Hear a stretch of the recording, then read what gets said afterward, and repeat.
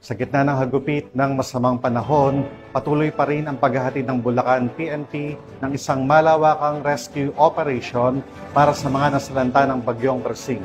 Narito ang report mula kay Patrolwoman Pearl Crystalline Javier. Patuloy Bulacan PNP sa pagsasagawa ng malawakang rescue operations sa mga residenteng naapektuhan ng matinding pagbaha sa iba't ibang bahagi ng lalawigan. Pinangunahan ito ni Police Colonel Angel L. Garciliano, Acting Provincial Director ng Bulacan Police Provincial Office, katuwang ang Search and Rescue Units, mga lokal na pamahalaan at Provincial Disaster Risk Reduction and Management Office. Nagtulungan ang mga pulis at volunteer groups upang mailikas ang mga pamilyang natrap sa kanilang mga tahanan dahil sa patuloy na pagtaas ng tubig. Nagpatupad ng force evacuation sa iba't ibang lugar sa lalawigan bunsod ng patuloy na pag-ulan na nagdulot ng malawakang pagbaha. Agad ding kumilos ang bawat istasyon ng pulisya upang magatid ng libreng sakay sa mga residenteng kailangang ilikas.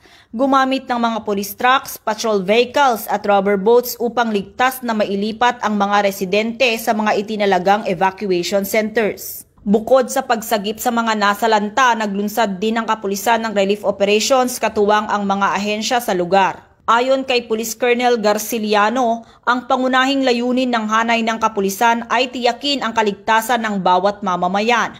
Patuloy ang pagbabantay ng pulisya sa sitwasyon at handang tumugon sa anumang tawag para sa rescue, relief at seguridad sa mga evacuation sites. Pinapaalala din niya sa publiko na manatiling alerto at makinig sa mga opisyal na abiso upang manatiling ligtas. Sa kabila ng hamon ng panahon, ang mabilis na aksyon ng Bulacan PNP ay patunay ng kanilang dedikasyon sa serbisyo at malasakit sa kapakanan ng mamamayan sa oras ng sakuna.